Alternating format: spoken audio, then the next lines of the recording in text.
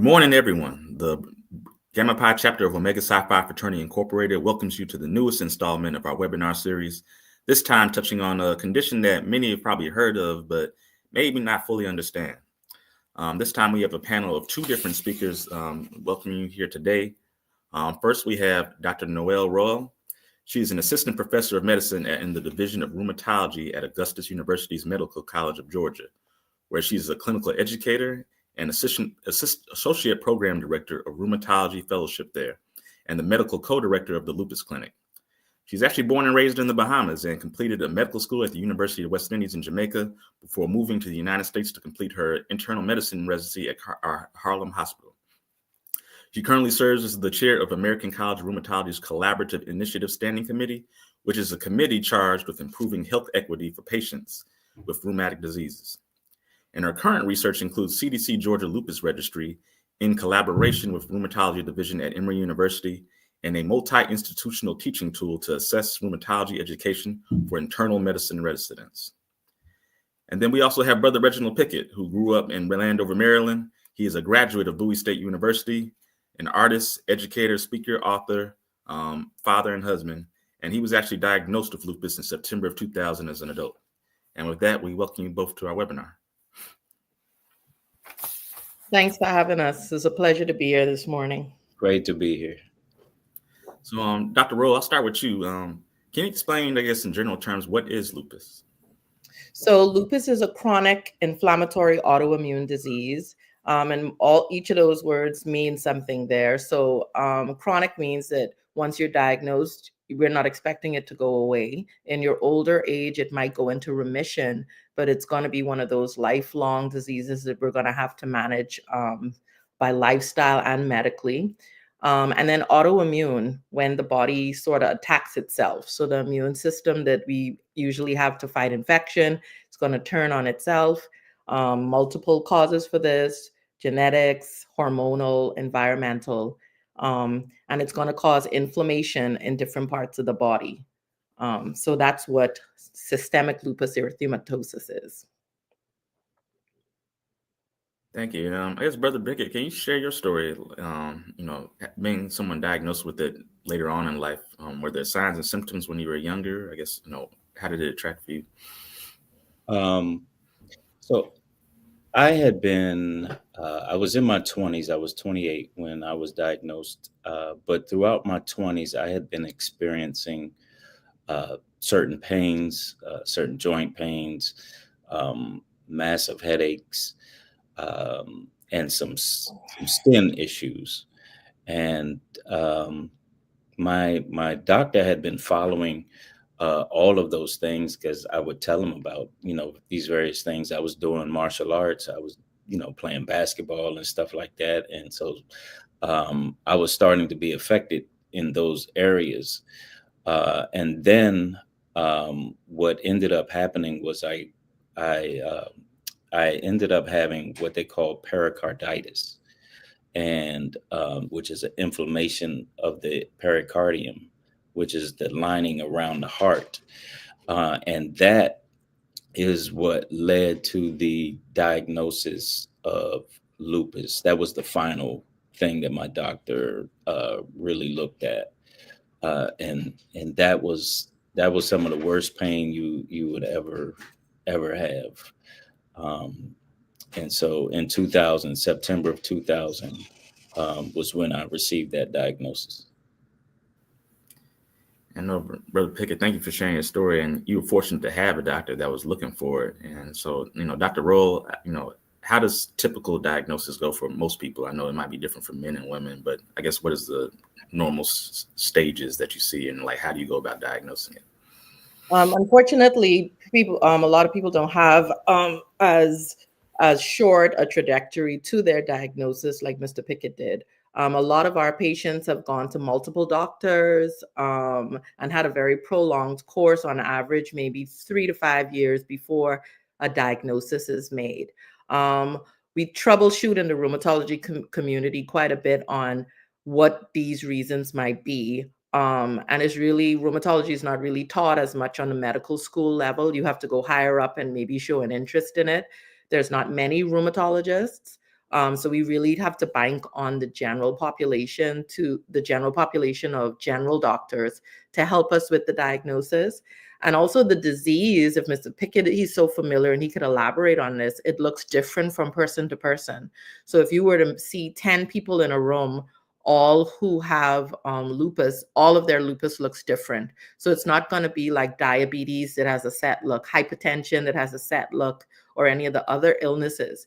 There's a myriad things on a long list that we could look at. When I'm teaching it to my students real quick, I tell them go from head to toe.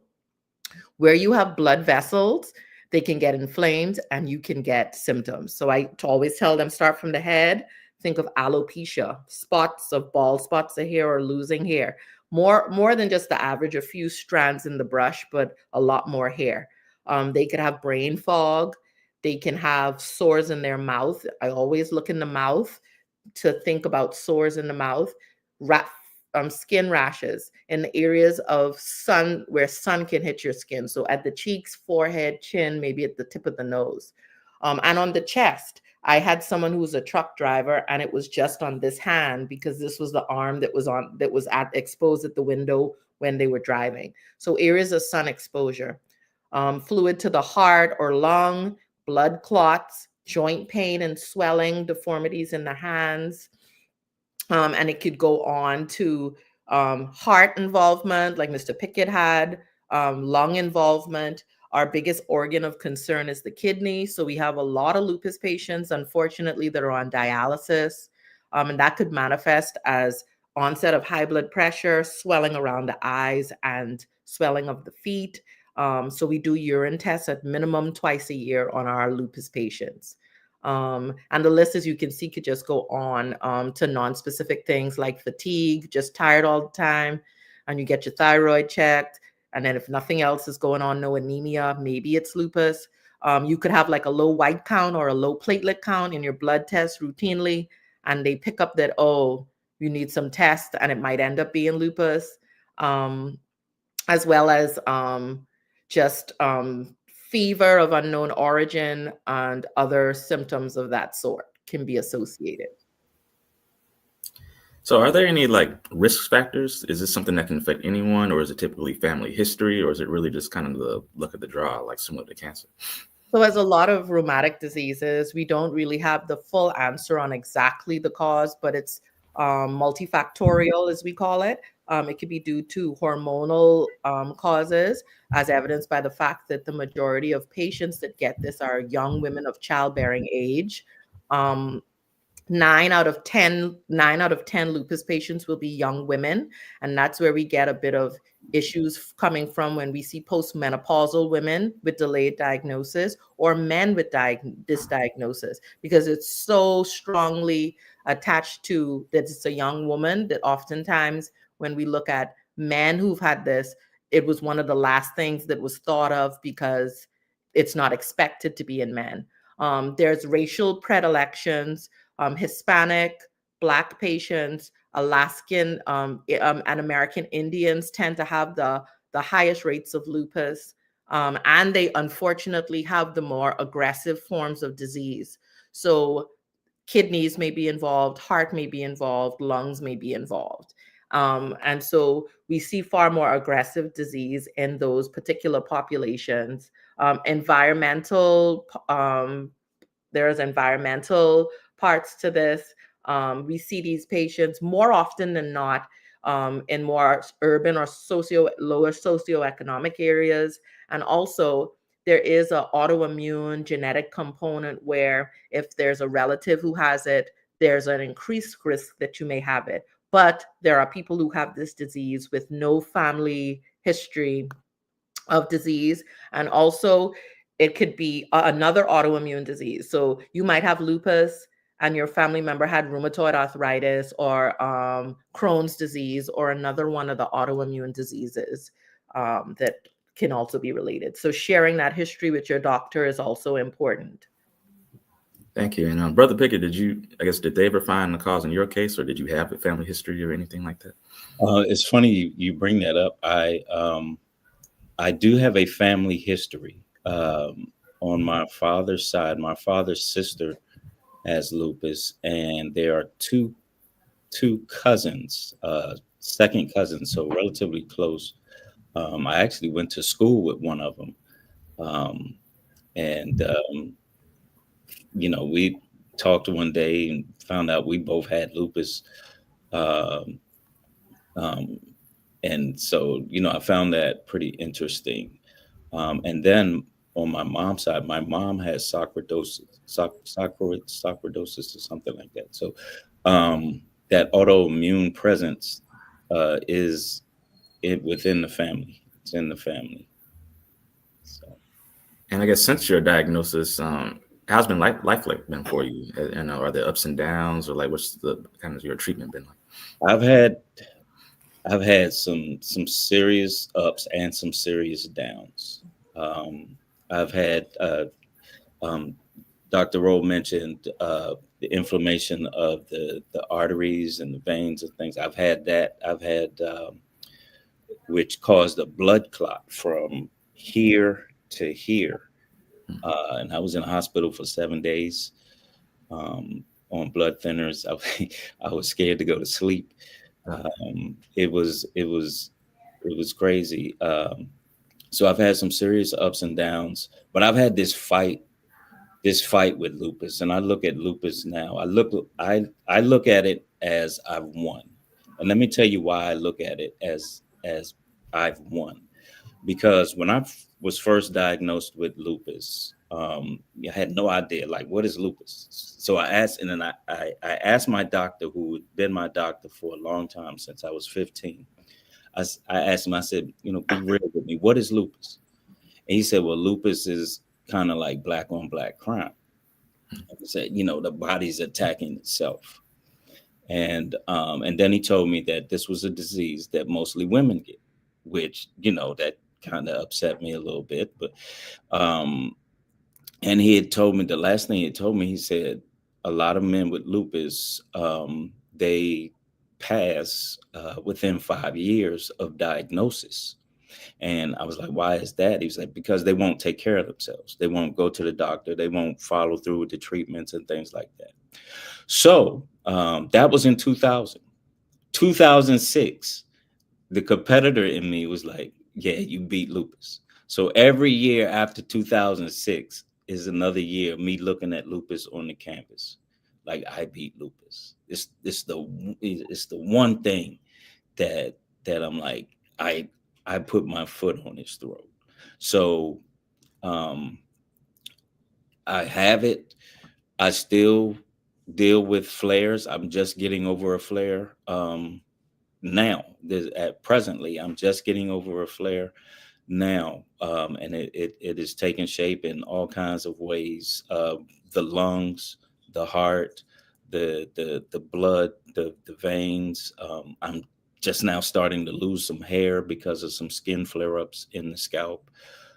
So it's been a crazy thing, but if I died of lupus tomorrow, I won.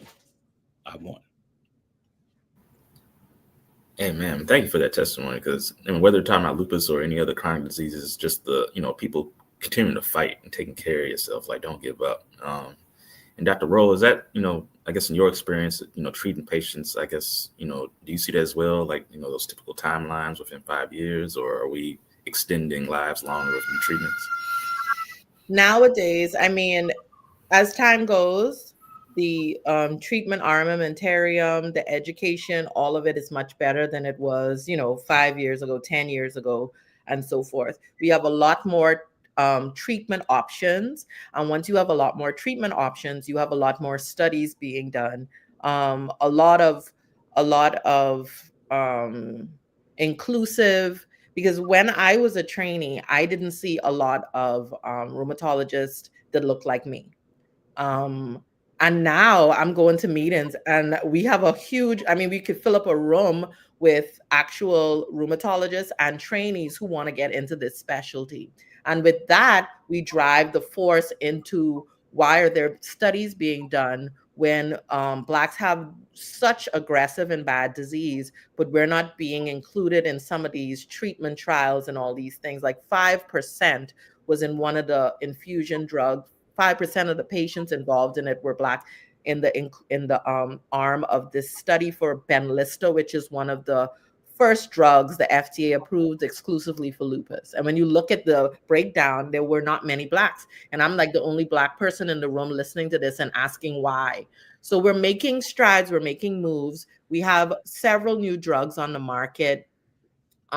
We have initiatives where we're educating the public on lupus, and we're also educating the frontline providers. And we're talking about nurse practitioners, physician assistants, your general practitioners. We're talking about emergency room doctors, so that if you end up in the emergency room with one of these features that might look like lupus, they know a light goes off. I just heard about this talk. Let's get them over to rheumatology to get some tests done. So we're seeing strides in medication, education, and awareness and representation that are making the outcomes a little better. But as he alluded to, and I so agree with it, we have patients who are getting diagnosed, but they're not keeping their appointments, they're not coming into visits, they're not taking their medications. And some of it is a lot of healthcare barriers. Like, we have patients who don't have insurance. I have a lot of patients without insurance. I have a lot of patients who need transportation to their visits. And so I'll have them on this great medication that I know is going to work and it's going to clear up all their lesions to their skin and so forth. But they come back to me in like 3 to 6 months and they've missed all of their infusion appointments because they couldn't get to the visit. And we don't know how to solve some of these problems. Social work has helped. Social work is helpful. But I found out that social work is only helpful if you meet certain criteria, not if just the doctor feels you need social work. So there's a lot of barriers there. There's a lot of young patients involved here. So young patients tend to have a short memory sometimes. And it's like, oh, I felt bad that day, but a year later, I'm great. So they might not take their med. I start seeing them not show up to appointments. Some of the drugs could have side effects, like prednisone could put weight on you, like make you seem bloated. So they don't want that side effect. Some of them want to get pregnant, and the drugs are teratogens, which mean they could cause harm to the baby. So they don't want to not get pregnant and wait maybe a year or two. So there's a lot of barriers we have to figure out how to target, educate, and overcome. But his story is a good one because he stuck with it. He was diagnosed, it was recognized early, and he stuck with the treatment and the follow-ups. And so kudos to you for that. Thank you. Brother Pickett, circling back to you, I guess in the beginning and maybe over time, what has treatment looked like for you? Well, over time, it started off with, they put me on prednisone at the time, not prednisone. Well, they did put me on prednisone, but they also put me on a drug called Plaquenil. And Plaquenil at the time was a fairly new drug. And it was one of those drugs where I had to go to the eye doctor every 6 months because they said it caused blindness. And once that toxicity would get into the eyes, there was no reversing it. So I was on Plaquenil for 17 years, and my eye doctor and my rheumatologist would go back and forth. They would fuss back and forth. My eye doctor was like, he needs to come off of it. Nothing has happened yet, but he needs to come off of it. And my rheumatologist was like, but it's helping. It's helping. And so I eventually made the decision to come off because I'm an artist. I need my eyes. I wasn't trying to play with it too much. And so I came off of it in 2017. And I have not been on an actual medicine for lupus since 2017. But I do I visit my doctor, get the blood work every 3 months. When flares happen, I end up taking prednisone. It could be a heavy dose, and it'll scale down till I get off of it. And so things like that have calmed me. My doctor has said they can't really tell the difference. My numbers have always been high. The blood numbers have always been high. My doctor said your numbers are high enough where I could actually send you to the hospital. But you're making it. You're making it. And so, I'm one that's got to give God praise, because God has kept me through this. I've had these high numbers. I will have some major flares, but I get through it some kind of way. And so I also have a tremendous support system. Tremendous. Like, if everybody could have the wife I have that supports me like that, they would beat lupus also. I have a tremendous support system. Tremendous. My kids won't let me be sick. They're going to try to run me. I have 3 boys, 3 teenage boys. Well, one is 20. So my support system is tremendous, and I believe you definitely have to have a good support system. And that's a great segue to my next question is, as a caregiver, or if you have a family member with lupus, like, what's the best way that they can support you or look out for you? They just understand. They know I'm going to have bad days. They, my wife can tell. She says she can look in my eyes and see it about to happen before it happens.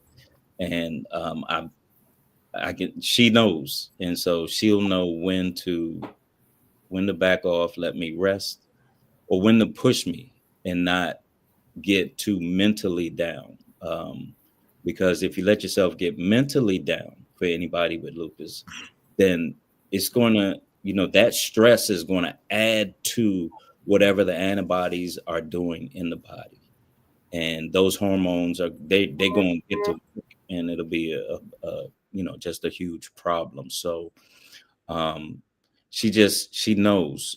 She's been able to watch, and she could tell. And my sons may not know, but they try to keep me on my toes, and so it helps. It definitely helps. My mom is a help. And so, I have people praying for me, and, it's that I have a very strong support system. I wouldn't have gotten through this far. I promise you that I wouldn't have gotten to 2025 without the support system that I have. Amen. And Dr. Rolle, I guess with your patients, is there a conversation where you bring in the whole family, or is it multifactorial? Do you bring in resources for them? Like, how does that work in terms of making sure your patients have the support that they need? So definitely, I sort of feel the room. So if I feel like definitely if it's a younger patient, I like to have someone there with me. And then if they start to miss visits, I actually do have people. I'm like, Auntie, you have to come, because Mom is a bit overwhelmed. So Aunt is a nurse assistant. Come bring her in, because she has a bit more, and that's actually helped with outcomes. I had a male patient who just didn't want to take his meds, and his stepdad, I was like, come, you have to come to visits. If I have an older patient who I feel like, I mentioned the brain fog and the forgetfulness, if I notice in the visit that sometimes I said, you know what, at the next visit, bring your daughter or bring your son, bring someone along so we could all sit and chat. I think the family support is huge. You just heard some of the barriers were just getting to the appointment. So if you could have a friend or family member that could even just get you to some of your visits, that could make all the difference. Oftentimes, another thing that we do is and Mr. Pickett may attest, that first day when you're getting that diagnosis is so much information. And so we could give handouts on the disease. And there's multiple resource sites that I could share with you of where they have lupus initiatives. And we share them on websites, because some people prefer to just read slowly at their own pace and not in a clinic visit where they're getting all this information at once. And then also we reiterated at different visits. I might not discuss sunscreen at that first visit, because I know you're trying to absorb your medication side effects and weigh your options, but I may discuss sunscreen, diet, smoking cessation, which is really important in lupus care, vaccines. I might discuss them at a second or third visit, depending. Just, you sort of pace yourself to see how overwhelmed the patient appears at that initial visit. And I love how you mentioned that. I guess you'll step in and be auntie, especially for blacks in America or wherever. How many black rheumatologists are out there, or people in your specialty field to like really be those? I got to tell you, there are not many. I think overall, black physicians in America make up maybe about 3% of doctors, period. And when you talk about rheumatologists, there aren't many rheumatologists of any race, really. Like if you look at nationally, if you live in big cities and so forth, you'll have a plethora of them because they may concentrate in academic centers, which are in big cities. But if you're looking at some second cities or even small rural areas, some of them drive 3 hours to get to their rheumatology appointment. It's very common for me to have a patient who's driven 2 to 3 hours to get an appointment. Some appointments, if as a new patient, might take 13 months. When I was in training, it took 13 months to get in to see us.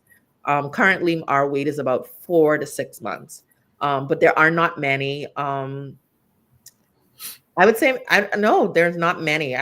Maybe 30 or so about rheumatologists of color, because I'm including a few of our Hispanic and other in racial predilections. But we have a lot of trainees, and we do meet. We do have our DEI event at rheumatology meetings where we try to inspire. We do have programs where if you're an underrepresented group in medicine, which Black medical students are, we have programs where we say we'll give you a scholarship, just come to our meeting and maybe you spark an interest in rheumatology. And so we have all those initiatives to try to see if we could grow the field and get more people into rheumatology. Yeah, I love that you mentioned that, because unfortunately it almost seems like, diversity inclusion is coming under attack. It is under attack. Yeah. But, and we knew it was going to be under attack, but so we're going to prepare ourselves for it. I just mentioned that right now I'm working with a nephrologist on a lupus nephritis clinical trial. And she's a Caucasian physician, and she's telling me none of her patients want to come into the trial. So she's helping to bring me in to try to see if there could be some level of trust or rapport built in that way. We know at our conferences that seeing someone that looks like you makes you a little more trustful of the process, and you can connect on a level that helps you understand what's going on. Then you might say, okay, you know what, I might do this just for the betterment of science. And it's the same in the Hispanic community. They had to say, no, we can't have all English speaking people giving them the information. We need some people to train who speak Spanish so that they could feel a rapport and a connection. And so that's with any community. So when you see someone that looks like you that's doing the work, you're more inspired to say, let me keep my visits, let me follow their guidance and advice, and we have better outcomes that way.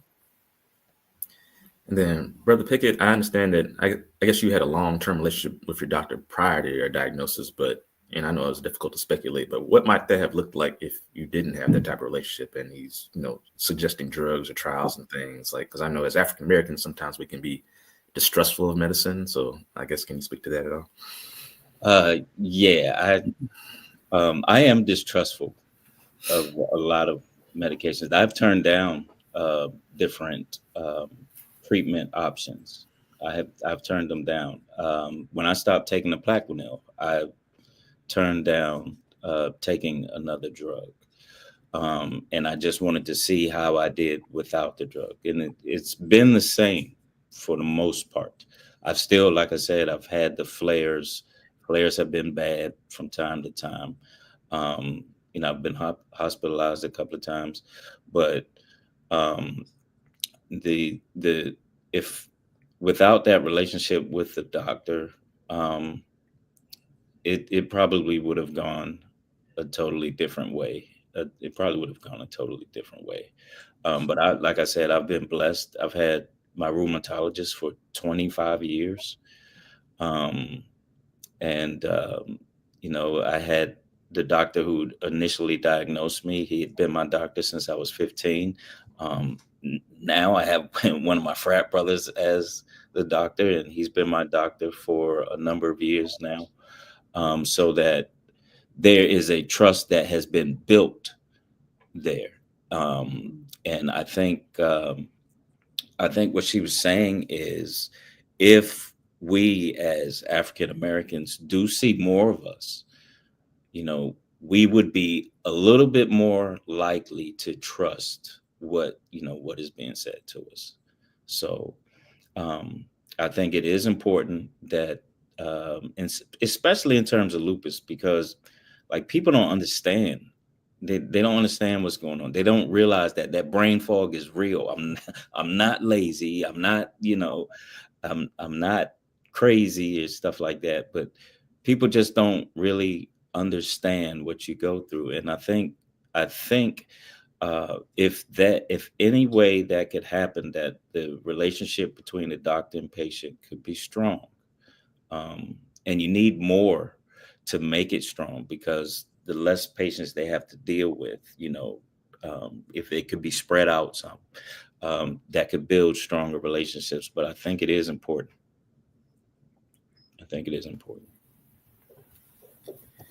And I guess, Dr. Rolle, on your end, when we were talking more about barriers, I guess is it more so a lack of interest in African American doctors going to rheumatology, or is it just across the board, just getting more doctors in general to get into the field?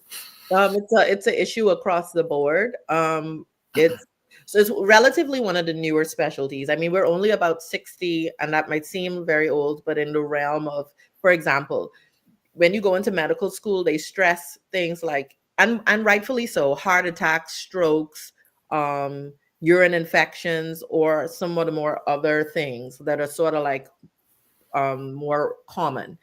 Lupus, in the grand scheme of things, is a more rare disease. I got into rheumatology because I was interested in dealing with more rare things that you wouldn't see as often. But in medical school, there wasn't a lot of it. I had to gravitate, and I had a patient who was a young woman who looked almost basically just like me, and she was coming in with all of these symptoms that I had never heard about. And then I discovered it was lupus. And we didn't have, at least it was in Jamaica, we didn't have rheumatologists there either. So globally, it's a problem. And I was like, you know what? I'm going to do it. I'm going to treat women who look just like me, and I'm going to eventually become that rheumatologist. And then you come into these spaces, there's not a lot of rheumatologists, so there's not a lot of training programs, right? So rheumatology has become one of the most competitive specialties to get into now, which we didn't see many years ago.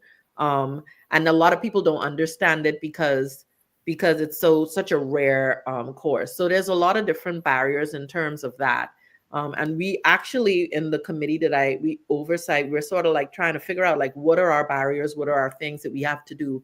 And we realize that many of them that are established are retiring, like Mr. Pickett alluded already. Like, a lot of the more senior ones are retiring, and we're not opening enough training programs or attracting enough interest to get people to fill those gaps.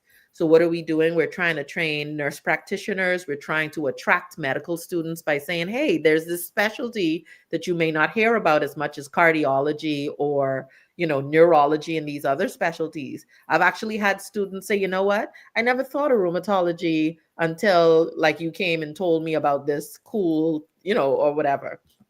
So I think education, awareness, starting to see that there are other people that look like you. And I just have students they interested in rheumatology, and they gravitate toward me because they're like, hey, Dr. Rolle. And I was like, I've never met them, but they heard, and they're like, okay, let's go talk about it. And so having all of those initiatives, which we do have nationally and internationally, because we do see that there's a problem globally with getting into rheumatology, I think it's going to help make a difference, but we're not going to see the benefits for another, maybe 5 to 10 years.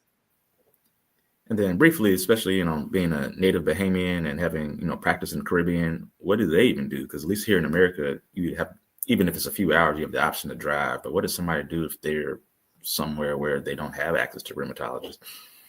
So the good news in the last, I guess a lot of people of my generation sort of saw that there was like a dearth of rheumatologists in the Caribbean. And right now, the Caribbean is doing very well with its young rheumatology groups. A lot of the islands have a lot more rheumatologists than they did before. But what a lot of people have done and will continue to do is they just fly up. So Florida, I'm sure they do a lot of medical tourism where a lot of people fly up to get treated by rheumatologists. I have multiple colleagues who say, "Oh, I have someone from Trinidad or something who comes to see me twice a year or once a year to get their rheumatology care." But we do have a big boom, a big growth of rheumatologists in the Caribbean now, and we actually have a Caribbean Association of Rheumatologists where we refer each other to each other, and a network where we we have grand rounds where we try to keep up with the literature and where we try to discuss difficult cases. Maybe this one needs to be transferred somewhere else where there's more medication and capabilities.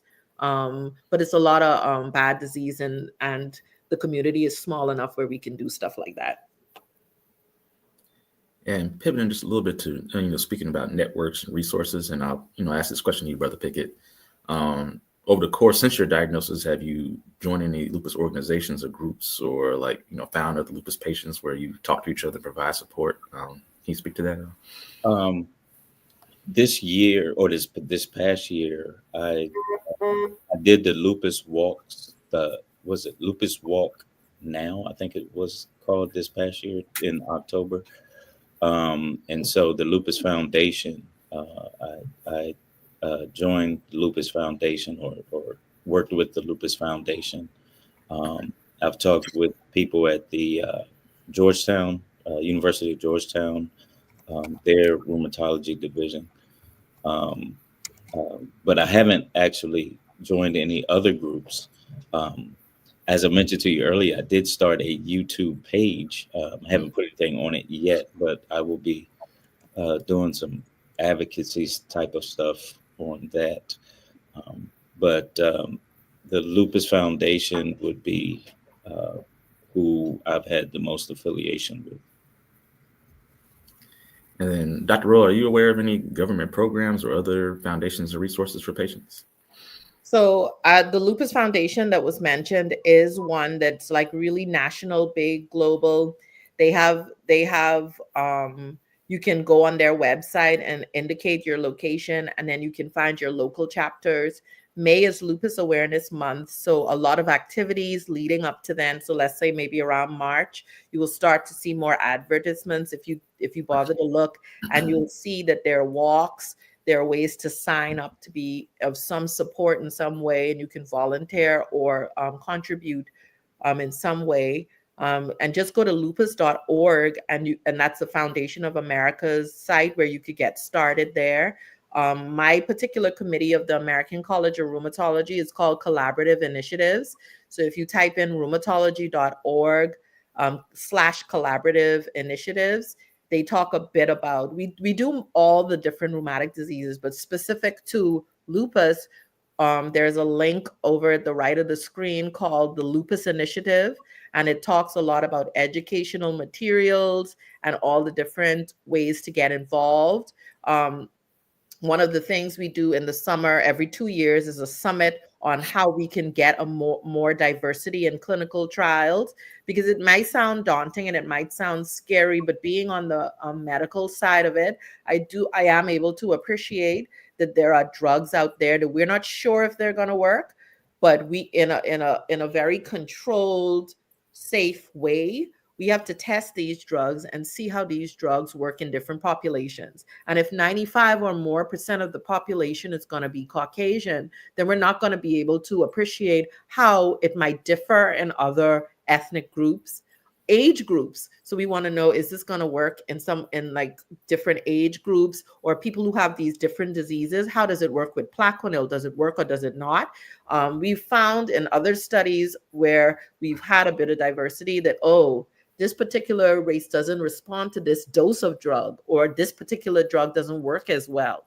So we do have these summits, and you can find out more about that on the Collaborative Initiatives page. under the Lupus Initiative, and then under it is diversification in clinical trials. We have links on self-management of rheumatic disease, talking a little bit about diet, exercise, and other things you could do, like wearing sunscreen. There was a time when Blacks didn't think we had to wear sunscreen. Now we're telling them break out that sunscreen, SPF 50 or more, and you reapply it. Diet, eating more veg, less sugars and sodas and certain types of foods to keep the inflammation down. Trying to exercise, doing different things, forms of contraception for young women, how to give support to your spouse, how to give support to your kids who may have this disease and navigate that. So all those resources you can find on those pages that I mentioned. And actually, if you're able to drop those in our chat, we can have those ported over to the Facebook so that we can put those links in for the, Will do. And then addressing a question that's in the chat, and Brother Pickett, maybe you can speak to this. How did the COVID pandemic affect your ability to get treatment, or was there, obviously, were you at greater risk for complications or anything like that? So with COVID, I was at greater risk. I was held in the house. I'm a teacher, so we had school on, online via Zoom and everything. So that also helped. But I had to be extra careful, mask, and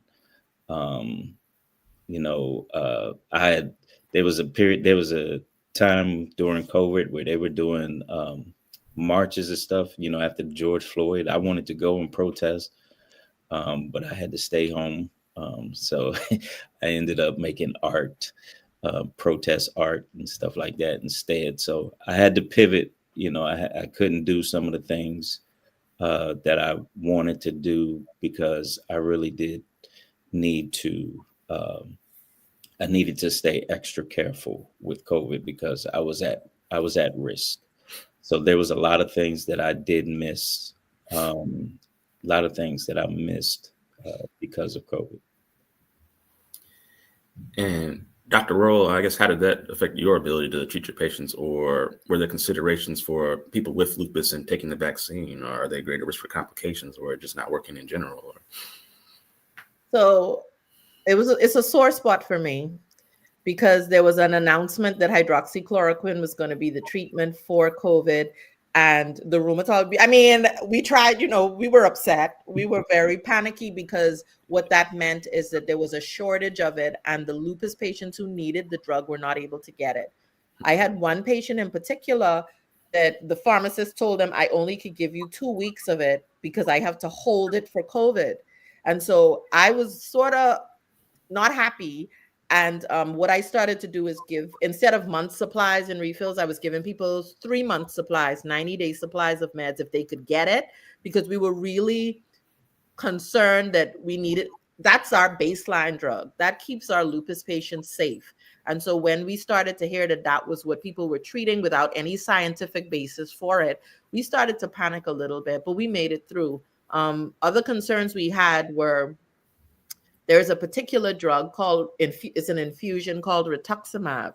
And that's for really, really severe cases with like really bad organ involvement. And what we were finding out was patients who were on that for whatever other reason, because it's used as chemo for cancer patients as well. We were finding out that if they got COVID, there were a lot of bad outcomes with that particular drug. And so for me, that was like, if I had a patient that really needed it, I would think twice before giving it, because that was a medication that I knew that if they got COVID, then that they could have worse outcomes with that, the treatment for that immunosuppression and the COVID. I had some patients who I wanted to vaccinate and would not get vaccines because they were on really strong immunosuppressive drugs.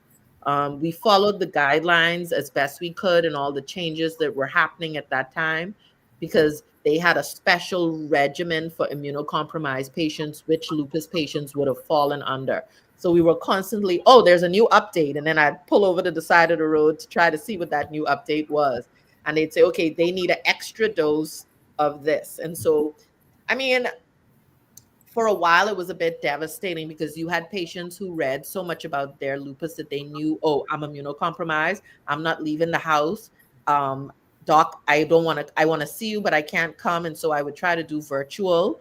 You had some patients who didn't have internet or weren't able to know how to use the virtual at that time because it wasn't very, popular or robust at that time.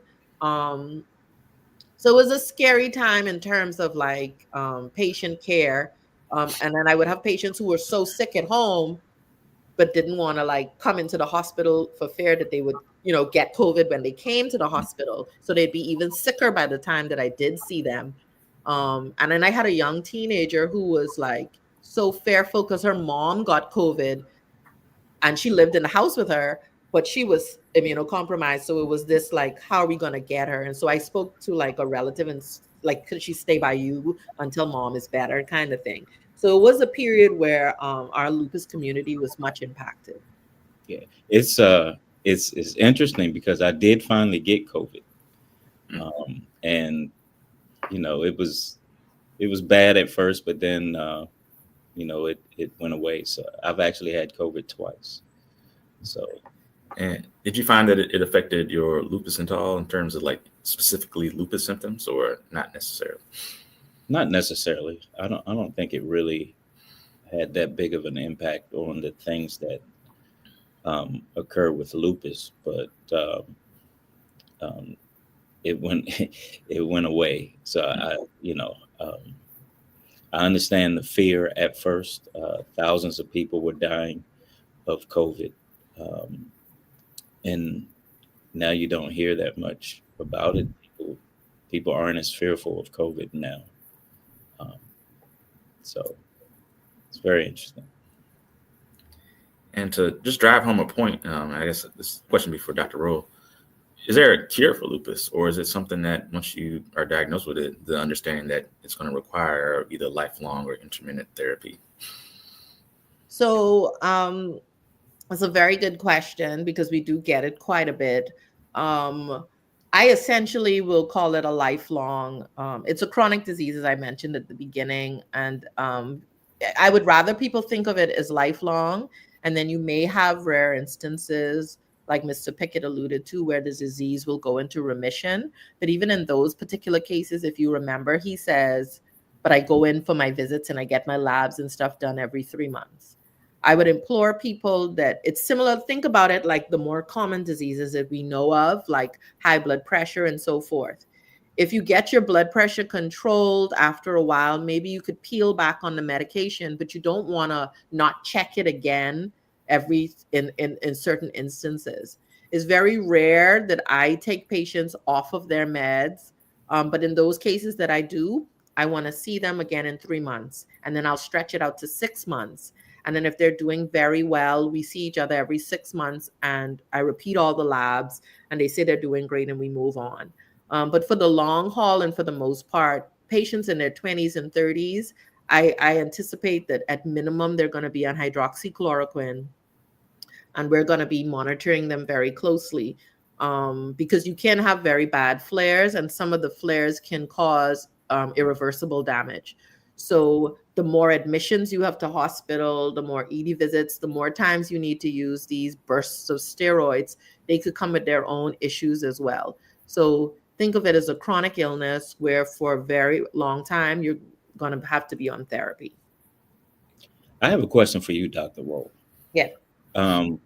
With hydrochloroquine, Plaquenil now, and the updates and research and stuff now, is that the issue with the eyes and the blindness, is that still a thing?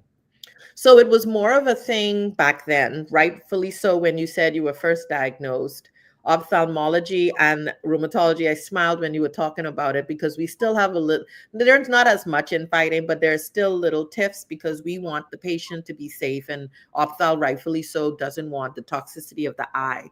How we do it nowadays is that there was a paper that came out from ophthalmology where they noticed that weight-based dosing had an effect on the drug. So back in the day, everyone just got 400 milligrams, which is 2 tablets. Everyone just got 2 tablets. Right. Now we're realizing that we want to give 5 milligrams per kg. So if you're a little lady and you're 50 kg or 60 kg, you don't need 400 milligrams of the drug. We're going to weight-based dose it. So this is what we teach everyone that comes to my clinic. I'm like, the first thing you do when you see someone on hydroxychloroquine is you look in the corner and see what the nurse weighed them as. If they're 60 kgs, I tell them take a tablet and a half. Okay. And they did further studies that showed that the toxicity didn't really become as big of an issue until you were 5 to 10 years into the drug. Right. And so if you're having a really bad disease, some rheumatologists may give you the 400 milligram max dose. And then when you're coming around, and if you lose weight, or if you're coming around to the 5 or 10 year mark, they lower it to the weight-based dose. We found other things like if you have kidney disease, that can cause an increase in the toxicity. If you're on breast cancer therapy with something called tamoxifen, that can cause the toxicity with the eye. So in those patients, we sort of say, okay, we're going to step back from this because that can cause increased eye disease. I don't know if you've heard about Benlysta from your doctor, but that's another option that we have that we didn't have back then. So now if we worry about any kind of eye issue, we have other drugs to fall back on or as an alternative. Back then we didn't have it. So it was like, we have to get you on this because we don't really have anything else. So now I think with the advent of these options, plus all the studies that have been done to say, this is how you prevent the eye toxicity. We don't see it as much, but we still insist that people go to the eye doctor to get visits, but we're not as concerned as we once were. Okay. Very interesting. I was on the 400 milligrams. Yeah, everyone used to get 400. Everyone used to. Now you see a lot more 200. You see a lot more 300. Yeah. And I think my eye doctor was really concerned because I was on it for 17 years. Yeah. So when you get past 10 years, you definitely have an increased risk. But early, what we found it in the early stages, even if they find a little something, the early stages are very reversible. So we could stop the med and you're okay. Okay. But we don't have as much of the problems as we used to because we have more guidelines to navigate through that we wouldn't have had then. Okay. Very interesting. And since we're on the treatment topic, we have a question in the chat that says, he's asking, my wife has lupus. She's been on Plaquenil for about 20 years. And would she ever be able to come off the drug if her lupus has been in remission for the past 15 years and she's over 60 years old? So she's the kind of patient that I would definitely, thank you for the question, by the way. She's a patient that I would definitely have that discussion with. And if I did all of her markers, because oftentimes some of the lab tests will precede the flare, or you might have some subclinical disease where you feel great, but the numbers aren't looking that great. If I do your test and everything looks lovely, I'll have the discussion with you. Do you want to just taper down the dose or do you want to try coming off of it? And then you come back to me in 3 months and we see how you're doing. I examine you. You tell me if any new symptoms arose, because we do have patients who come off of it. I was like, no. That was doing something for me that I didn't realize was helping me. Or they're like, no, I'm great. And then I do your blood test and everything's great. And I say, okay, I'll see you in 3 months again. Maybe I stretch it out to 6 months if it's been a while off of it and we both very confident. And then they stay off of it and we see each other every 6 months. And that's possible. That's what Mr. Pickett sounds like he's been doing. And for a patient who's older, I wouldn't ask my 20-somethings to do it because I feel like at that age, you're still at risk for very bad relapses. But as you get older, remember we talked about the hormonal component, postmenopausal patients aren't as at risk as our younger patients are. Thank you. And then we have another question in the chat asking about psoriasis. Is this another autoimmune condition potentially connected with lupus or something that could predispose it or be a relevant family history? Yes, it could be. So all autoimmune, it is an autoimmune disease. You have psoriasis and you have psoriatic arthritis. And both of them are autoimmune diseases. So it's very feasible to have a relative with it. But having lupus and psoriasis is rare. I've seen it, but I haven't seen it very often. but you could have like a family member with another autoimmune disease, such as psoriasis or psoriatic arthritis, and someone else could have lupus. That in one person is not very common. Gotcha. And then we have one more question in the chat. This one is for Brother Pickett. Having lived with lupus as long as you have, is there any guidance or recommendations you would have for people who may not know how to interact or support somebody who has lupus? And we kind of touched on it earlier, but speaking on how best to support somebody, a friend, family member. You just kind of have to be understanding. If you have a friend or family member, do some research. If it's possible, go to the doctor with your family member, and ask those questions, and talk and listen to the person with lupus. They're not exaggerating. They'll give you their truth. And you just have to support in the ways they need it. Sometimes you got to give them a push. Like I said, my wife knows when to, hey, you got to get up and do something. Or sometimes they have to let you get that rest and just understand it. You really have to have that understanding, that caring type of heart in which you want to really support them, but because they need your support. We need your support. Thank you for that. And we're coming up on time. I'll start with Dr. Rolle, and I am with Brother Pickett. Dr. Rolle, do you have any parting words for the audience, just in terms of understanding his condition or resources or anything you just want to leave them with? I would just like to say thank you for waking up this morning on a Saturday and joining us. I think that's a huge step. It's a rare disease. It's a disease that's not often known about. So education is key. So just coming here and listening and asking your questions, you've already made such a huge step in ways of supporting and awareness. I would ask you to share with family and friends. Always look out for initiatives in the community where you could give back. We have a lot of more common diseases that have great support. Our Black community is a community that's very inflicted by this disease. So if you're looking to find a disease that helps people that look like you, I think this would be a great step in the right direction. Lupus Awareness Month is in May. Purple is the color anyway, so I'm sure you guys can come out in your purple and support us.